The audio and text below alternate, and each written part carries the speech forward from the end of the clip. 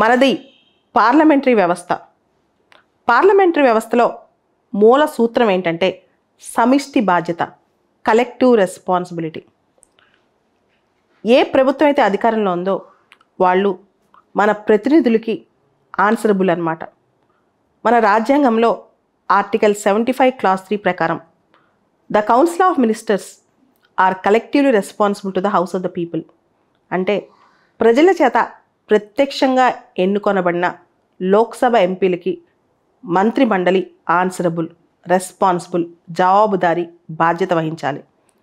ఎప్పుడైతే మన ప్రతినిధులు లోక్సభలో ఉన్నవాళ్ళు ప్రభుత్వం పైన విశ్వాసం లేదు అని చెప్తారో అప్పుడు ఆ ప్రభుత్వం రాజీనామా చేయాల్సిందే. అటువంటి సందర్భాలు భారతదేశంలో చాలాసార్లు డిస్కషన్లోకి వచ్చాయి. దీన్నే నో కాన్ఫిడెన్స్ మోషన్ అంటారు, అవిశ్వాస తీర్మానం. అయితే అసలు ఈ విశ్వాస తీర్మానం, అవిశ్వాస తీర్మానం అంటే ఏంటి? జాన్ లాక్ అనే పొలిటికల్ థింకర్ ఒక మాట అంటాడు, the relationship between the government and the governed is based on trust. ప్రజలకి ప్రభుత్వానికి మధ్య ఉన్న సంబంధం నమ్మకం. The people have every right to breach the contract if the sovereign do not follow the terms of the contract. అంటే రాజు లేదా పరిపాలకులు ఒక పద్ధతి ప్రకారం పరిపాలించకపోతే, ప్రజలకు అది నచ్చకపోతే, ఎప్పుడైనా సరే ప్రజలు ప్రభుత్వం పైన నాకు నీపైన నమ్మకం లేదు అని చెప్పేయచ్చు. పరోక్ష ప్రజాస్వామ్యం కాబట్టి మన ప్రతినిధులు ఆ మాట చెప్తారు. మన చేత ఎన్నుకొనబడిన ప్రతినిధులు అన్నమాట, ఎవరైతే లోక్సభలో ఉంటారో డైరెక్ట్గా. సో అదే విషయం ఆర్టికల్ 75లో ఉంది, ఆర్టికల్ 164లో ఉంది. 75 ప్రకారం లోక్సభ, 164 ప్రకారం స్టేట్ అసెంబ్లీకి ఆ హక్కు ఉందన్నమాట.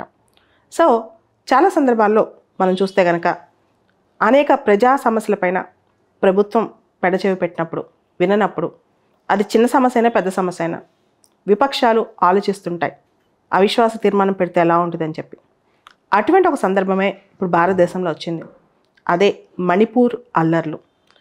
మణిపూర్ జరిగిన హింసపైన, అల్లర్లపైన మొన్నటి వరకు ప్రధానమంత్రి నోరు విప్పకపోవడంపై విపక్షాలు గోల్ చేస్తున్నాయి. అంతెందుకు, గత 2 మాసాలుగా అంత హింస భారతదేశంలో వస్తుంటే ఇంతవరకు గవర్నమెంట్ తరఫున ప్రాపర్ స్టేట్మెంట్ రావట్లేదేంటి, మోడీ గారు ఎందుకు మాట్లాడలేదు అని చెప్పి వాళ్ళ క్వశ్చన్ అనమాట. అయితే మనందరికి తెలుసు, ఎన్డీఏ ఉన్న మెజారిటీ కానీ, బీజేపీ యాజ్ అ పార్టీ ఉన్న మెజారిటీ కానీ అవిశ్వాస తీర్మానం గెలిచే అవకాశమే లేదు.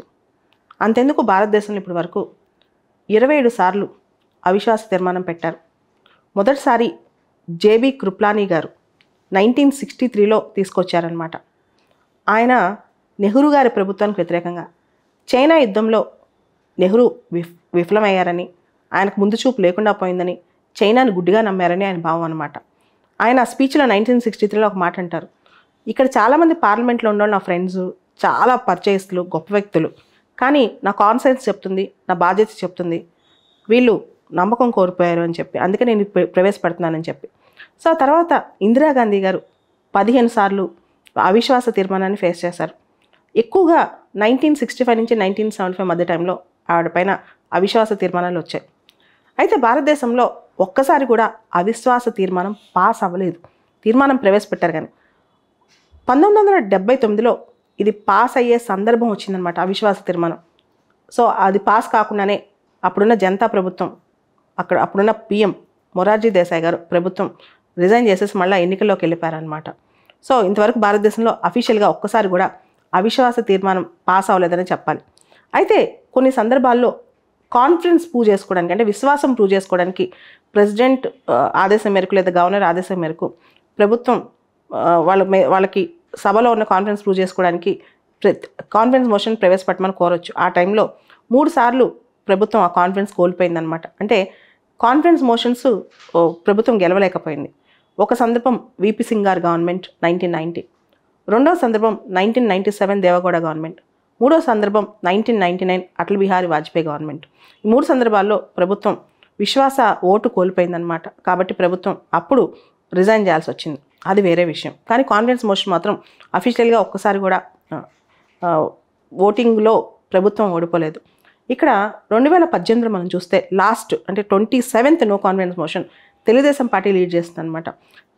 ఆంధ్రాకి స్పెషల్ కేటగిరీ స్టేటస్ ఇవ్వమని కోరినప్పుడు సెంటర్ ఇవ్వట్లేదని చెప్పి దాని సందర్భంగా చాలా సందర్భాల్లో అపోజిషన్ కూడా తెలుసు నో కాన్ఫిడెన్స్ మోషన్స్ చేయలేము, గెలవలేము అని, దాన్ని ప్రభుత్వాన్ని ఓడించలేము, ప్రభుత్వానికి అంతటి బలం ఉందని. కానీ వీళ్ళు ఎందుకు ఇంకా ప్రవేశపెడతారంటే ఒక సబ్జెక్ట్ పైన ప్రభుత్వం ఇండిఫరెంట్గా ఉన్నప్పుడు, ఒక అంశం పైన ప్రభుత్వం పట్టించుకోవట్లేదన్నప్పుడు, matter of urgent public importance ఉన్నప్పుడు ఏదో ఒకటి చేయాలని చెప్పి rule number 198 of Lok Sabha rules ప్రకారం అవిశ్వాస తీర్మానాన్ని ప్రవేశపెడతారనమాట. వాళ్ళకి తెలుసు.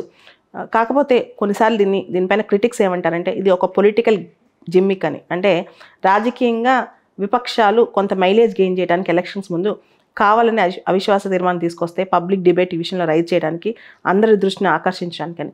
ఏదేమైనప్పటికీ ఒక ప్రధానమైన అంశమే దీనిలో ఉంటుందని మనం ఆలోచించవచ్చు. అది గుడ్ రీజన్సా బ్యాడ్ రీజన్సా పక్కన పెడితే. రెండోది, అవిశ్వాస తీర్మానం ప్రొసీజర్ ఏంటి? యాక్చువల్గా నో కాన్ఫిడెన్స్ మోషన్కి రీజన్ చెప్పాల్సిన అవసరం లేదు. జనరల్గా మనకి కాంపిటేటివ్ ఎగ్జామ్స్లో నో కాన్ఫిడెన్స్ మోషన్కి సెన్ష్యూర్ మోషన్కి డిఫరెన్స్ అడుగుతారు. సెన్ష్యూరు, నో కాన్ఫిడెన్స్, అడ్జార్న్మెంట్ ఇవన్నీ కూడా లోక్సభలోనే ప్రవేశపెడతారు. ఈ 3 మోషన్స్ కూడా రాజ్యసభకు అర్హత లేదు. సో అవిశ్వాస తీర్మానం ఓన్లీ లోక్సభ అనమాట. అలానే సెన్ష్యూర్ కూడా. అయితే సెన్ష్యూర్ మోషన్లో కారణం చెప్పాలి, నో కాన్ఫిడెన్స్ మోషన్లో కారణం చెప్పాల్సిన అవసరం లేదు. నో కాన్ఫిడెన్స్ మోషన్ అనేది against entire ministry. Censure motion can be against single minister or against entire ministry. ఇంకొకటి ఏంటంటే నో కాన్ఫిడెన్స్ మోషన్ సందర్భంగా ముందు 50 మంది, ఒక ఎంపీ, లోక్సభ ఎంపీ దాన్ని మోషన్ని నోటీస్ ఇవ్వాలి. 50 మంది ఎంపీలు దానికి మద్దతు పలకాలి. అప్పుడు స్పీకరు 10 రోజుల లోపల, అంటే ఆ మద్దతు తెలిపిన స్పీకర్ అడ్మిట్ చేసిన 10 రోజుల లోపల దాన్ని డిస్కషన్లోకి తెచ్చి ఓటింగ్ జరపాలి. అంటే ఫర్ ఎగ్జాంపుల్ ఈరోజు నో కాన్ఫిడెన్స్ మోషన్ నోటీస్ ఇస్తున్నారనుకోండి, పొద్దున 10 ఎంపీ నోటీస్ ఇవ్వాలి.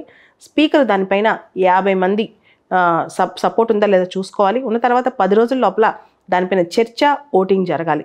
ఈ చర్చలో జనరల్ నో కాన్ఫిడెన్స్ మోషన్ చర్చలో ప్రధానమంత్రి వచ్చి సమాధానం ఇస్తారనమాట. అయితే ఒకవేళ నో కాన్ఫిడెన్స్ మోషన్లో మెజారిటీ ఓట్స్ ప్రజెంట్ అయిన వాళ్ళు మెజారిటీ ఓట్స్ గవర్నమెంట్ వ్యతిరేకంగా పడితే, నో కాన్ఫిడెన్స్ మోషన్కి మద్దతుగా పడితే ఆ ప్రభుత్వం రిజైన్ చేయాలన్నమాట. సో నో కాన్ఫిడెన్స్ మోషన్ కనుక గెలిస్తే ప్రభుత్వం రిజైన్ చేసి వెళ్ళిపోవాల్సిన పరిస్థితి. సో ఇటువంటి నో కాన్ఫిడెన్స్ మోషన్ ఈసారి పెట్టారు. అయితే ప్రభుత్వానికి ఉన్న మద్దతు దృష్ట్యా, ప్రభుత్వానికి ఉన్న ఎంపీల సంఖ్య దృష్ట్యా నో కాన్ఫిడెన్స్ మోషన్ ఎక్కువ ఓట్స్ వచ్చే అవకాశం లేదు. But still it raises the national debate and conscience అని చెప్పచ్చు. దాంతోపాటు ఒక చక్కటి చర్చ నో కాన్ఫిడెన్స్ మోషన్ మీద కూడా దీనిలో వస్తుందని కూడా మనం చెప్పొచ్చు.